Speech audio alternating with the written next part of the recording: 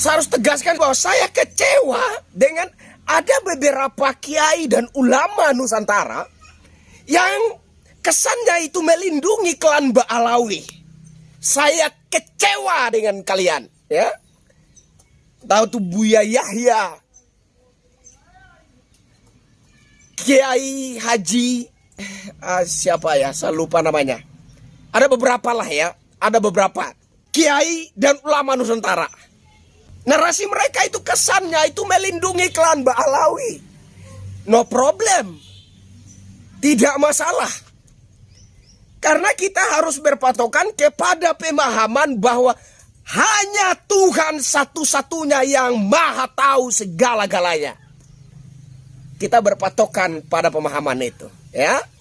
Pemeluk agama manapun juga harus berpatokan pada satu pemahaman yang sama, bahwa hanya Tuhanlah yang maha mengetahui segala-galanya. Ada yang meragukan silsilah, bahwa betul Pak Alwi silsilah dari Rasulullah SAW. Ada yang mengatakan karena tidak ada catatan selama 400 tahun tentang sambungan silsilah Pak Alwi ini kepada Rasulullah Muhammad SAW. Tapi apapun yang dikatakan orang, kita melihat bukti-bukti barokah, bukti-bukti barokah dari zuriyah Ba'alwi ini. Kita merasakan sendiri. Ini semua santri kan, ngaji semua di pondok kan, semuanya merasakan barokahnya Sulam Safinah. Ini taklif dari Syekh Sayyid Salim bin Sumer Ba'alwi. Kiai-kiai sampai sekarang masih memegangi kitab yang sangat terkenal, kumpulan fatwa namanya Bughyatul Mustarsyidin. Ini taklif dari Syekh Al-Habib Abdurrahman Ba'alwi. Assalamualaikum warahmatullahi wabarakatuh. Teman-teman, kita bertemu kembali di channel Cahaya Hidayah. Nah teman-teman, jadi di video kali ini saya akan membagikan video yaitu mengenai Ketum PBNU, yang dimana Ketum PBNU ini tidak tegas ya terhadap peristiwa tragedi di Pemalang, yang dimana Bapak Rizik ini ya dalam ceramahnya selalu memprovokasi. Seharusnya ya sebagai Ketum PBNU ini harus bersikap tegas. Jadi yang menjadi korban kan banyak dari PWILS. PWLS ini kan ya datang ke situ yaitu untuk negosiasi dan dapat panggilan dari masyarakat bahwasanya ada ceramah dari Bapak Rizik Syihab yang akan hadir. Jadi daripada ceramahnya ini sering memprovokasi, ceramahnya ini sering mengadu domba, nanti kan berbahaya, berdampak di masyarakat Pemalang. Ya, tapi pada akhirnya ketika mereka itu ingin menegosiasi, malah mereka itu sudah bersiap untuk perang teman-teman, dan melempari batu dan bahkan ada yang membawa sajam, dan korbannya itu banyak dari PWLS yang terkena sabetan sajam. Nah teman-teman yang dimuliakan Allah Subhanahu wa taala, jadi ini ada video yaitu dari Kiai Ubaidillah, yang dimana Kiai Ubaidillah ini merasa janggal yaitu respon dari Ketum PBNU mengenai tragedi yang ada di Pemalang. Padahal bukti-bukti sudah nyata, sudah jelas, sejak digital juga masih ada Bapak Rizik Syihab, tapi kok masih seperti itu ya teman-teman. Tanggapannya ini ya terhadap konflik yang ada di Pemalang ini sangat janggal sekali. Nah oke teman-teman, kita langsung saja mari kita simak yaitu video dari Kiai Ubaidillah. Sejak meletusnya Pemalang, sebenarnya kiai yang punya kebijakan dalam tanda kutip harus lebih memiliki satu kesadaran. Eksistensinya itu ada kaitannya dengan yang lain, itu pemimpin. Tidak masalah kalian melindungi mereka, tapi bagaimana dengan merah putih yang mereka klaim dibuat oleh nenek moyang mereka? Bagaimana dengan lagu Indonesia Raya yang diklaim dibuat oleh nenek moyang mereka? Bagaimana dengan pahlawan Diponegoro yang diklaim adalah klan Ba'alawi? Bagaimana dengan fenomena kuburan-kuburan, bisnis kuburan? Bagaimana dengan fenomena kuburan-kuburan palsu di mana-mana? Bagaimana dengan pembelokan sejarah? Bukan hanya sejarah bangsa, tapi juga sejarah organisasi-organisasi keagamaan terkemuka di Nusantara ini yang dibelokkan oleh mereka secara semena-mena. Bagaimana dengan semua itu? Kenapa kalian tidak menanggapi mereka? Ini menyangkut jati diri kita sebagai bangsa Indonesia. Apakah kurang jelas bahwa bangsa kita, kaum Nusantara ini sedang dirongrong? Hak kepemilikan tanah air ini sedang dirampok secara perlahan tapi pasti oleh mereka. Lalu di mana tanggapan kalian terhadap mereka? Bagaimana sikap nasionalisme kalian terhadap mereka? Di mana letak idealis kalian? Buat Buya Yahya dan lain-lain ya. Saya nggak peduli, saya katakan nggak peduli. Siapapun, ya kiai dan ulama Nusantara yang membangun narasi, membela dan melindungi klan Bahlawi. Saya hormat terhadap tokoh agama. Tokoh agama manapun saya hormat. Tapi kita bicara bangsa, bicara jati diri bangsa. Bicara tentang bagaimana keberlangsungan hidup anak-anak dan cucu-cucu kita di masa depan nanti. Akankah mereka tetap berdiri sebagai bangsa yang berdaulat? Akankah mereka tetap berdiri sebagai bangsa yang bersatu, yang punya kejelasan jati diri sebagai orang-orang Nusantara? Atau kemudian bangsa-bangsa imigran yang telah mengklaim memiliki tanah ini, memiliki Nusantara ini, memiliki bangsa Indonesia, merampok hak kepemilikan atas bangsa ini, kemudian menjadikan orang-orang Nusantara itu budak-budak mereka. Bagaimana kalau terjadi seperti itu? Dan memang sudah jelas maksud tujuan mereka, agenda mereka mengarah ke sana. Bagaimana tanggapan kalian, wahai para kiai dan para ulama Nusantara yang masih membangun narasi, membela dan melindungi klan Bahlawi? Di mana sikap kalian? Di mana tanggapan kalian terhadap segala fenomena yang mengancam eksistensi kehidupan bangsa Indonesia ini? Bagaimana kalian menanggapi itu? Oke, kita berangkat dari pemahaman bahwa hanya Tuhanlah yang Maha tahu segala-galanya.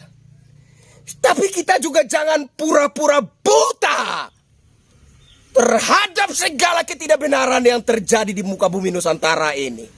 Jangan pura-pura buta terhadap fenomena kemunculan makam-makam palsu yang diklaim milik Habib ini, Habib itu, Habib. Hampir 90% saya hafal lagunya. Hampir 90% saya hafal lagu-lagunya. Dan tentu saya ngefans berat sama beliau ya. Saya pernah foto bersama jenengan Pak Haji. Waktu itu saya masih culun, saya masih kurus, saya masih belum jadi apa-apa, saya masih seniman debus.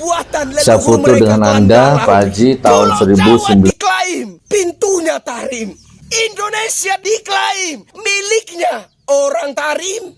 Kurang apa lagi? Bukankah sudah sangat nyata dan sempurna agenda yang terlihat dari pergerakan mereka ini? Bahwa suatu saat mereka akan mengklaim bahwa Indonesia ini diperjuangkan dan dimerdekakan oleh leluhur mereka, dan mereka lebih punya hak atas kepemilikan tanah tumpah darah leluhur kita ini. Mereka mengklaim ada 20.000 orang mau turun ke Jakarta. Jangan coba-coba bakar-bakar halte, saudara. Jangan coba-coba bakar-bakar pom bensin, saudara. Jangan coba-coba bikin kerusuhan, saudara. Saya minta dari malam hari ini semua umat Islam, saudara, asah golok yang tajam. Saudara, asah aja golok yang tajam. Jangan keluar rumah, jangan. Kalau mereka demo damai, tenang, silakan. Masuk Jakarta damai, keluar dari Jakarta tenang, betul.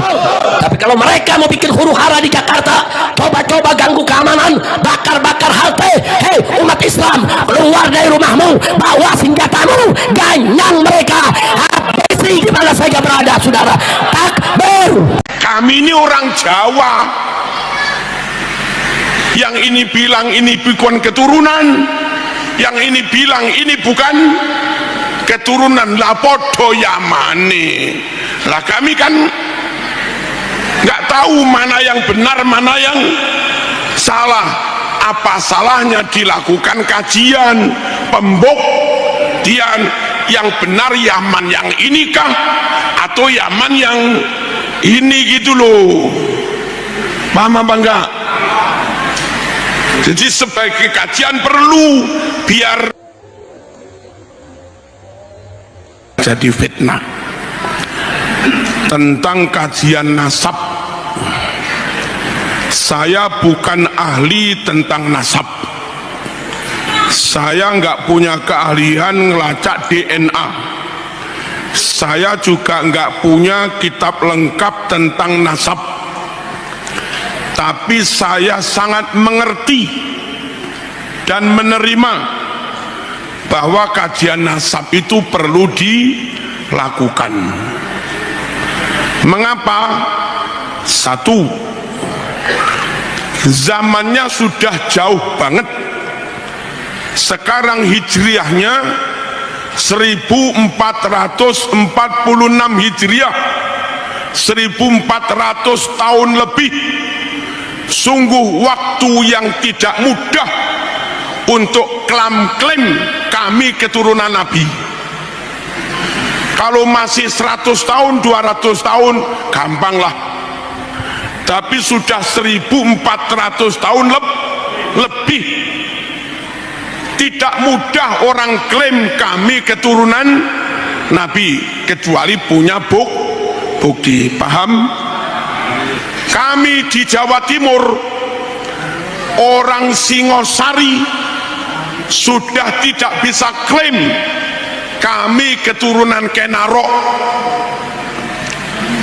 Orang Mojokerto, Majapahit, sudah nggak bisa klaim kami keturunan Hayamuruk, kami keturunan Patih Gajah Mada.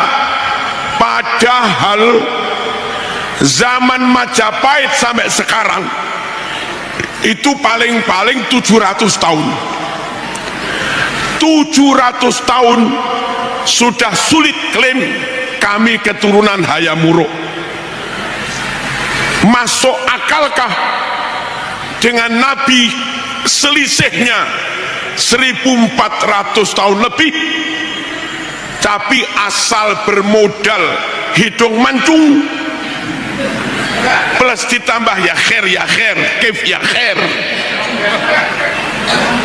lalu begitu mudah orang klaim kami keturunan Nabi tanpa mau memberi bukti. Kajian pembuktian kami sangat memaklumi. Hasilnya kayak apa ya nanti. Paham? Jangan durung-durung sudah menolak kajian. Ojo. Jenengan kalau dadi rois ranting yang bijaksana lah. Jangan langsung kajian haram.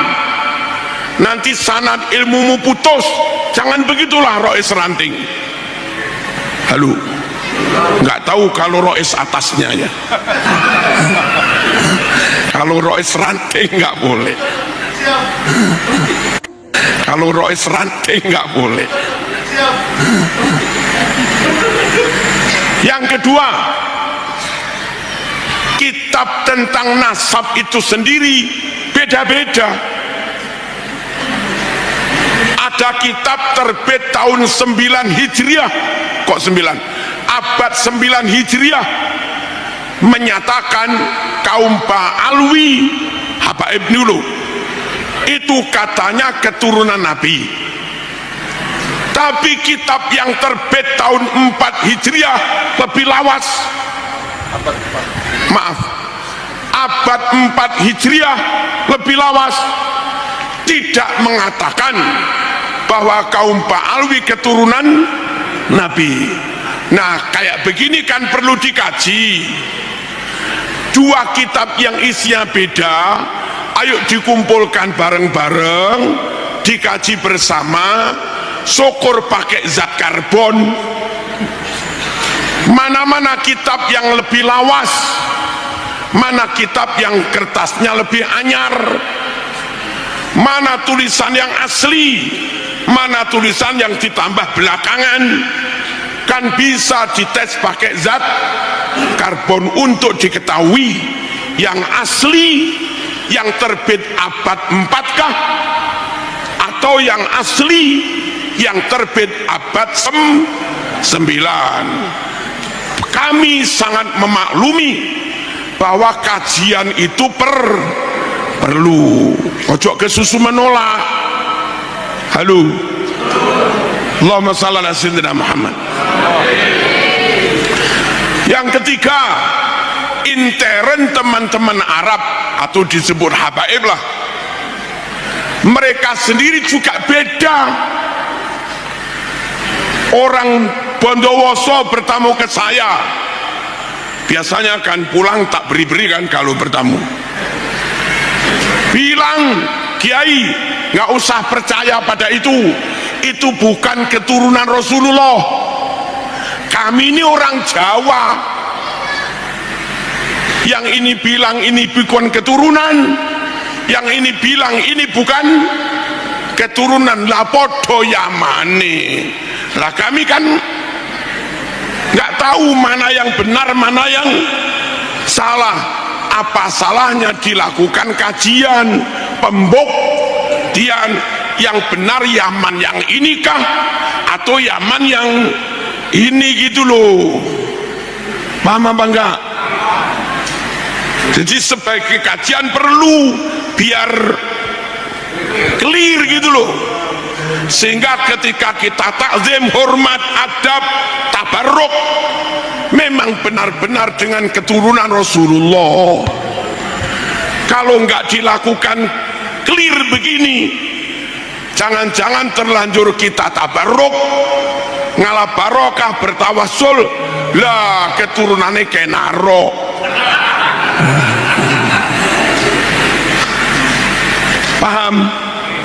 Paham apa enggak? Bahwa kajian itu perlu, saya paham. Tapi kalau suruh mengkaji, saya bukan ahlinya. Yang keempat, kalau orang Jogja ngaku keturunan Hamengkubuwono, pantaslah. Sesama Jawa, sesama Jogja, orangnya juga pintar, berperadaban, pas. Kalau orang Papua ngaku keturunan Raja Ampat, pas. Kalau ada orang Maluku ngaku keturunan Raja Babu Salam, ya apa kok Babu Salam, kerajaan apa, Babuloh, ya pokoknya itulah. Kalau ada tokoh-tokoh Cirebon, alim-alim top nasabnya, dia ngaku keturunan Syarif Hidayah, tolong kami bisa memaklumi, memang orang Cirebon, orang Banten juga. Tapi ketika ada orang Papua ngaku keturunan Hamengkubuwono, itu kan susah kami terima, kecuali menunjukkan bukti. Nabi itu Mekah, Sayyid Maliki Mekah, Nabi Quraisy, Sayyid Maliki juga Quraisy, Nabi Hashimi, Bani Hashim, Sayyid Maliki juga Bani Hashim. Nabi cerdas, Fatona, Sayyid Maliki juga alim luar biasa. Nabi ganteng, Sayyid Maliki juga ganteng. Halo, Nabi berakhlak mulia, Sayyid Maliki akhlaknya juga luar biasa. Orang kayak Sayyid Maliki begini, andai ngaku keturunan Nabi, kami sangat bisa menerima. Bangsanya sama, sukunya sama, marganya sama, sifat karakter akhlak dia mewarisi, fisik ganteng juga dia warisi, ilmu juga warisi. Itu ngaku akhlaknya Nabi, pantaslah kelapa jatuh nggak jauh dari pohonnya gitu loh. Halo,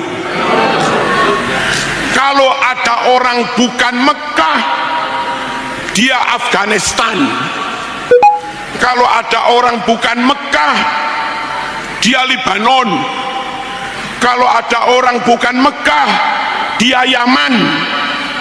berjarak 1.500 kilo bisa lebih. Kalau ada orang bukan Quraisy, wong dia Habasyah, Habsi. Kalau ada orang bukan Quraisy, dia Qahtani. Kalau ada orang bukan Quraisy, maaf, dia Aden. Bangsanya beda, sukunya juga beda, fisiknya juga beda jauh dari saya.